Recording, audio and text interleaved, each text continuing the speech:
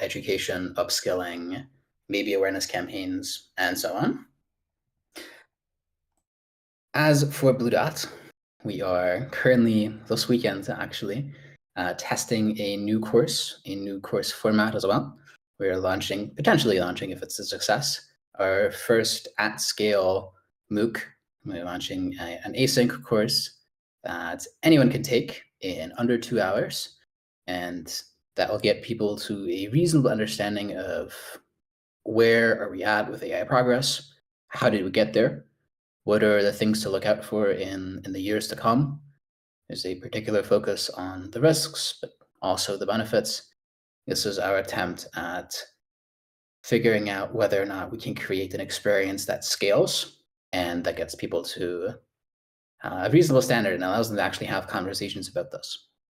I think this is one of the things that we found recently, and I have many conversations as this come up as well.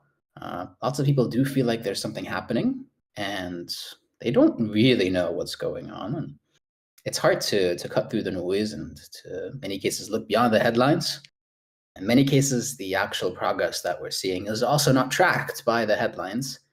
And I think lots of people feel out of the loop. And we've looked at some of the public surveys around this. This seems broadly true.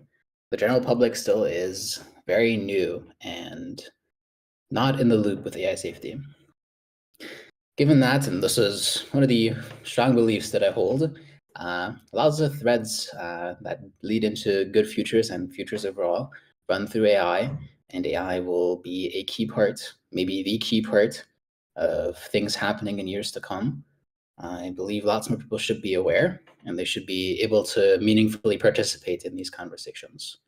Our priority for roughly the first half of the year is to figure out how can we get more members of the general public on board with the idea that advanced AI systems, call them AGI, call them whatever other conception you like, TAI, advanced AI systems that could act as remote drop-in workers are likely coming. They're coming within the next few years, at least in my opinion. It seems we're not ready, and this is BlueDot Impact's focus for roughly the first half of the year, where we're just thinking about, okay, what can we develop? What kind of learning experiences, what kind of content can we create to get more people thinking about this and to get more people involved in this conversation? And to connect to some high-level thoughts around education, I think this is one of the axes of education I'm excited about. And this is also an approach that has been neglected in the past by the AI safety community. The general public has not featured as an audience or as somebody who should really care about AI safety for, I think, much of the early and still ongoing existence of the AI safety community. I think some groups have changed this, though in many cases this is supposed to be around specific advocacy goals. I think the role of education is to be much more neutral and to not take a particular stance. I think HAZI surely also acts in an educational capacity, but they're advocates for a very specific position. Whereas if we act as an educator, we'll list different options and we'll give people enough content where they can figure out what they believe and where they can reason through what's actually going on. I'm a big fan of helping people become better reasoners. And we do think when we design learning experiences and think about course structure and so on, how does this help people actually reason through the problems? And this is one approach that we're particularly excited about. The other approach is an approach that is more directly related to upskilling and to field building. We are currently testing an economics of transformative AI course, which is a model that we're looking at for future courses that have a very distinct audience in mind that are focused on a very particular area. Where, take the economics of transformative AI, for example, as an example. We looked at the state of econ and we realized, oh, this is kind of bad. And lots of models that economists and policymakers are working with are terribly outdated. and they modeled capabilities wrong. We got together as a team and we took a week and we sketched out and we built a course that is aimed specifically at economists, that we are now testing with a group of economists and some policy and some ML people. If that is a success, I expect we will invest more resources into more targeted, more focused courses. The goal of these courses and learning experiences is roughly give people the context to have an impact in a field right now. This field might be US AI policy. This might be the econ of TAI. This might be certain areas where we're likely to see shifts in the offense-defense balance. Could be cybersecurity, could be biosecurity. So these are the roughly high-level thoughts of how BlueDot Impact sees this year, and also sees like two approaches to AI safety education that we are excited about. Beyond this, and to give some more context on my thoughts around what does good AI safety education actually look like, I think nuance is underrated, and it's not easy to communicate very clearly and in a nuanced way complex topics. It's hard to break down some of the technical issues, which is why I'm excited about some of the projects that I've seen that will take a very technical or very abstract concept and then break this down into chunks and allow people to actually engage. So I think this is, if I had one piece of advice that educators in the space should consider, is think about your audience, think about who's going to be engaging with your materials, and do some message testing, do some audience testing first. See if your message is actually landing and is comprehensible to the people in your audience. I struggle with this myself a lot. So when we're writing this new online course that's currently testing, it turns out I write in a very jargony way. And I suspect we all catch ourselves doing this from time to time. And AI safety is very jargon heavy. It's a small community. It's very in-group focused. We use very similar words and speak in very similar ways. Think about how you can communicate AI safety topics without sounding super, super jargony, especially if you're talking to new audiences, non-technical audiences, and the general public at large. With that, I do want to keep this more so a conversation than just straight up me talking. I see some questions, and if you have any questions, please just throw them in the chat, and I'm happy to answer questions on BlueDot and our thinking and priorities for this year, what our work is like. And beyond this, I'm happy to answer questions on AI safety or AI safety education more broadly. I have a question from Devin, who asks about the process of curriculum development. I can run through how we did this for the econ course. We had a team lead, which was Luke Drago at that time, and he found a few people who he thought were excellent and had very, very high context on econ. And then he got them together in an office, and we spent a week putting together a curriculum. We sent that off to review, to be reviewed by some experts that had state-of-the-art knowledge in the field. They gave their thumbs up, and we had a curriculum. And then downstream from that curriculum, we developed a more focused version of the course. We thought about exercises. We thought about other elements. And to take what I just said about audience testing and this generally, I think it makes a lot of sense to specify in advance what it is that you want people to get out of a thing, and to think about, in this context, learning objectives and what success looks like for a goal. Before we do any kind of curriculum development, this is where we start out. We think about what does success actually look like? What would make us want to continue this? What would make us want to scale this up? What are the learning objectives? What do we want the takeaways to be? What do we want people to be enabled to do in the future? And then from there, we think about, okay, what are the pieces of content that we need to produce or that we can find that best help us achieve these higher level objectives? As for existing courses, there is a body of work that I think we've put a lot of time in and we've deeply considered. We are continuously updating them as the courses run. So later today, I'll spend some time thinking about next week's governance course readings. I'll make some slight updates. I'll put some new proposals in there. AI safety is a field that moves very, very quickly, and in many cases, it can be hard to stay on top of things.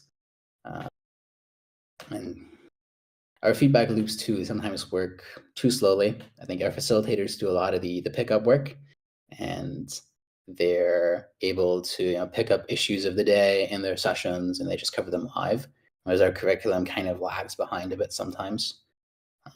But for next week, things I'm looking at for the proposals to get AI safety right, we're looking at, well, I'm looking at maybe including Dan Hendricks' new superintelligence strategy piece, maybe looking at the FLI co-founder's new piece on actually we shouldn't build AGI and focus on humanity. So I'll think about our goals for that week and if those pieces of content would help meet those goals. I see more questions, which I will gladly answer. I'm going to take the one about common misconceptions about AI safety. I think a common misconception about AI safety is there's very sticky memes that are out and about in the space and that associate the AI safety community very heavily with either select individuals or select ideas. I am somewhat a fan of a very pluralist, a very large community that thinks about safety and that thinks about different forms of safety. I spend most of my time thinking about existential safety and what things mean for the long-term future of humanity. I think there's a place within the AI safety community for people to also think about, more societal safety or product safety and so on. So I'm a big fan of a more pluralist account of safety. And sometimes there's a little bit too much infighting. And I suppose people in some cases don't buy that, working on, say, product safety or working on societal impacts as a first-rate concern, as like a distraction from other higher level stuff. I think people can reasonably work on things they're well positioned to work on. And sometimes I'd just like to see less infighting, more coordination, more thinking about how can we get to winning? How can we get to winning in a broad coalition? What kind of coalitions do we need to build? These are some of my thoughts on and around AI safety. How do you address these? I think a large part is talking to each other. And in many cases, I've found that AI safety is utterly uncoordinated for how high the stakes are and for the questions that we're trying to tackle. I think this is a big part, and I'm excited about more initiatives popping up to think about how different organizations, but also how different communities and people working on different areas of AI safety can coordinate and become more effective agents for AI safety. I see a BlueDot origin story. I see two BlueDot origin stories, actually. One about the company and the other about me. I'll tell the company story first, which roughly goes like Devi, Will, and Jamie figured out at the University of Cambridge when they were all just kind of there that there's large topics that people should discuss and think about as they affect the future of humanity. And they set up a reading group and they put together curriculum. They shared the curriculum. Just as you will, COVID happened and they moved it online. And people were like, yeah, we'll open this up. And lots of people from around the world joined. The first cohorts were excellent. And like people have gone on to do like amazing things. I sometimes go through the list of names and like, Neil Nanda, the Mecha Chirp guy, well, he took our course like way back in the day.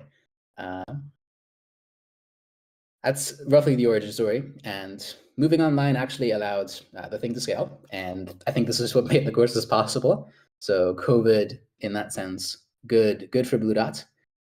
My origin story is I've always hung out in weird online spaces. And I was always like interested in AI and the future. I went to uni and did philosophy and math. And while at uni, BlueDot just happened to open up applications to their governance course in 2023. I applied. I took the governance course. I had a great time. I was like, I want to stay involved with this. I went on to facilitate and co-found Field Building Works in Europe. Eventually, I was like, I need to go back to the source and to the place where I can facilitate maybe a higher quality pool of participants. I went and applied to BlueDot to be a facilitator. And I went on to facilitate 2 rounds of the governance course, had a great time, was very involved in the community, did lots of stuff that I thought were like low-hanging fruit that I could tackle. Offered a contract over last summer to work on this during summer break. My uni degree was coming to an end, and I was lucky enough to receive an offer, and I joined full-time and moved to London this year and have been going at it ever since. Let me see what other questions we might have. Chris has a question around the shape of the talent funnel into AI safety roles. Yes, is there a greater need to get people into the top of the funnel, like our courses, or help them take the next step after they've completed the basic courses, help create more jobs? I think there is a few elements of the AI safety funnel that are relevant. I think there is a general awareness funnel, allow people to meaningfully participate in conversations around AI, around the future, what this all means. Then there is a jobs and career funnel, which I think our courses are sort of the entry point to for many people. As far as proper AI safety jobs in the core AI safety community go, these are quite rare. And I'm very excited about people creating more jobs because I think there is lots of work that needs to be done. So if you are a high agency person who has entrepreneurial spirits, maybe you should consider founding an AI safety org and creating a bunch of AI safety jobs. I do think there is lots of related areas where people could still work on safety and could advance safety in incremental, maybe in less meaningful ways. Lastly, there is the funnel of important jobs where people should be thinking about AI. And if you can get one of those jobs and start thinking about AI, could be a politician, could be somebody in a key position, probably should pursue this as well. We're currently trying to more properly specify how we think about the funnel and what kind of opportunities we think are available to people post-course, and we're trying to build a tool. And some projects that we suggested here to the hackathon were based on this, around how can we actually help people navigate this, and how can we help people effectively figure out effectively how they can contribute as fast as possible, as much as possible. There's lots of consideration that goes into this. In many cases, I found that people can come up with their own plans. Sometimes you just need a bit of a push and a social stamp of approval for, yes, go work in AI safety, go do the thing. I think this is part of the reason why I was like, when I was asked to give this quick talk here, I was like, yes, I can give you all a bit of a social push and tell you, you can go do the thing. I believe in you. We do have an internal program where people can apply, and we'll have one-on-ones with them. We'll help them specify plans. And this has had a pretty decent success quota. So you can make things happen, and we're definitely there to help. And I'm always happy to have chats with people. I think I just like talking to people in the AI safety community.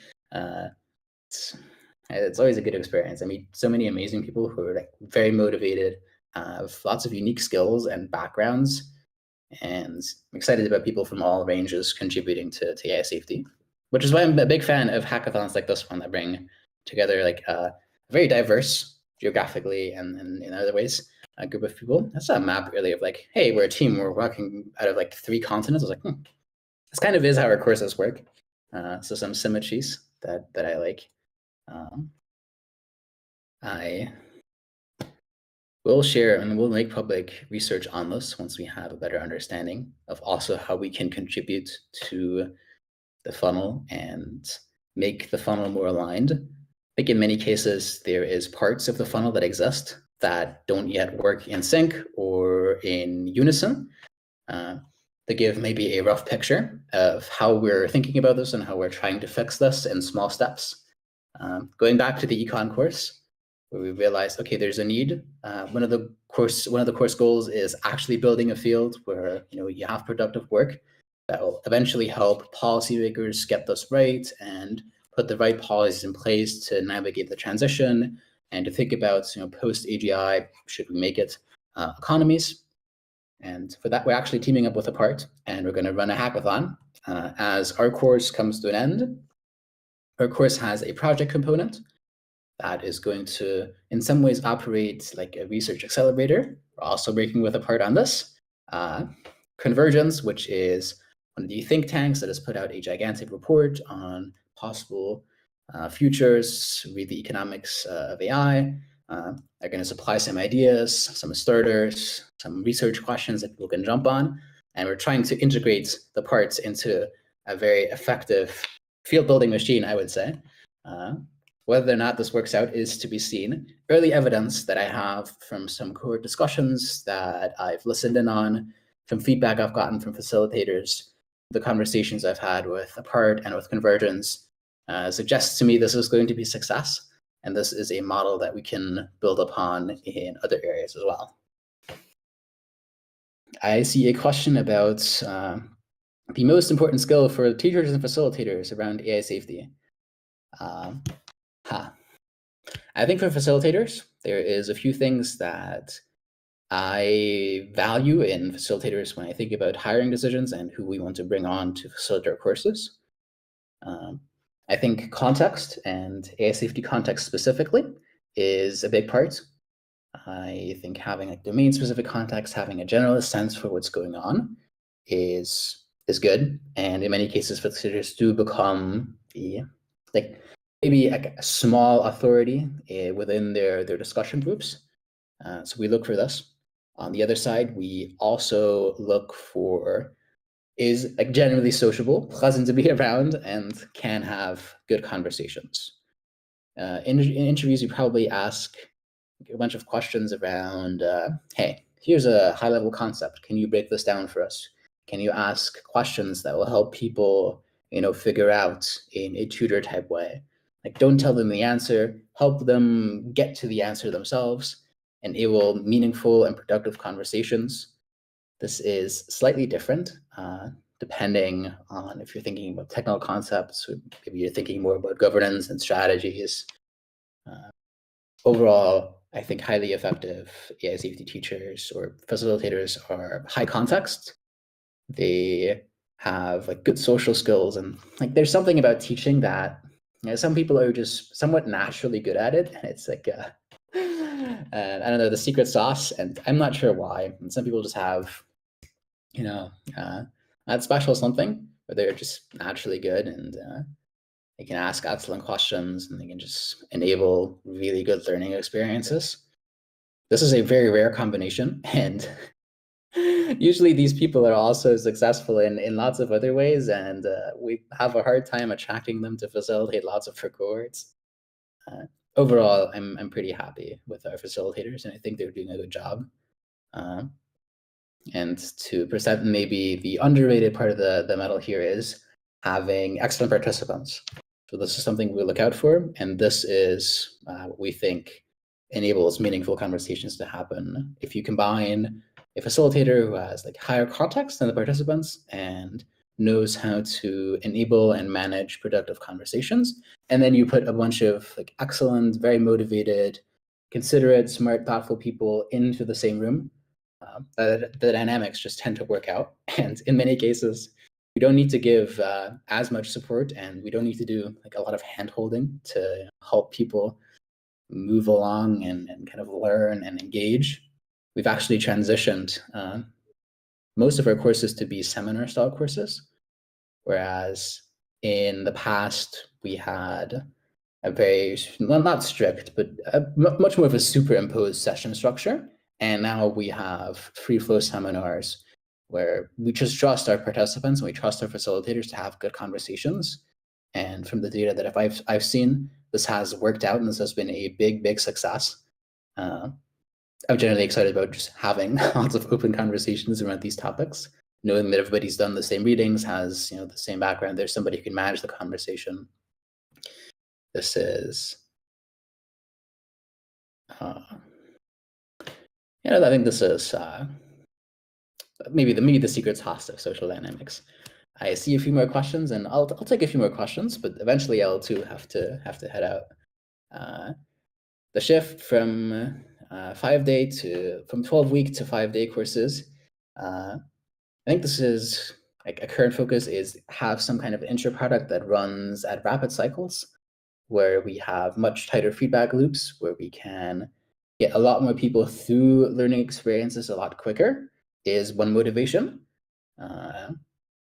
12-week courses take time, and they take quite a bit of commitment, and the dropout rate is somewhat high. I do think that people who make it all the way through the end benefit from them much, much more than the people doing the 5-day courses, which is why we're still running longer courses. The governance course, the econ course are still longer courses. We might bring back the alignment course because we think it's a very good intro to the field. And if you're a broadly technical person thinking about lots of different areas and topics, probably the way to get through the door and to get thinking about these in a more structured way.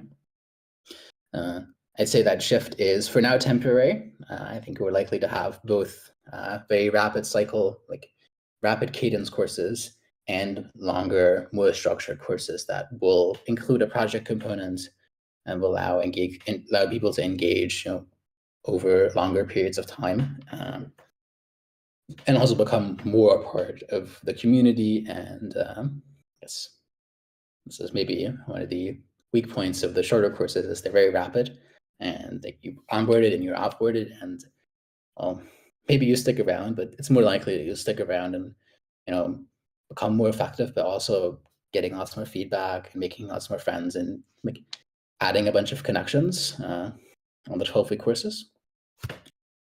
I have one final question around the project and how much they have to fit BlueDot Impact. I think I was not super involved with the project design of what we pitched. Generally, I'm excited about lots of things. I think if you can provide either something at a very good explainer of a topic that we could immediately add to one of our courses or a resource page and so on, that seems good to me. I'd be excited about that. I think if you can, if you think yes, this is something you should be offering, this is something that would have lots and lots of value, please produce that by all means. I think I personally am most excited about projects for the community, and by that I mean the broader AI safety community.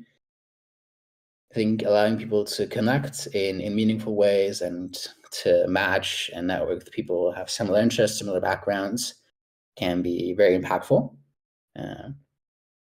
I think this is a feature of our courses where we have a large community, and this allows people to connect and feel welcome in what can be sometimes pretty far out, maybe also sometimes gloomy, doomy seeming community, knowing that there is friendly people you can meet, people that come from similar backgrounds to yours, and enabling these connections at scale, I think is maybe the project that I'm most excited about.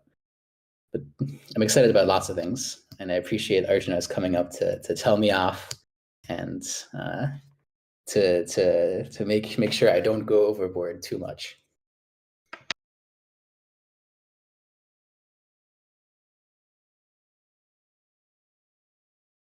So I can still not hear you if you're currently talking. I'm very sorry.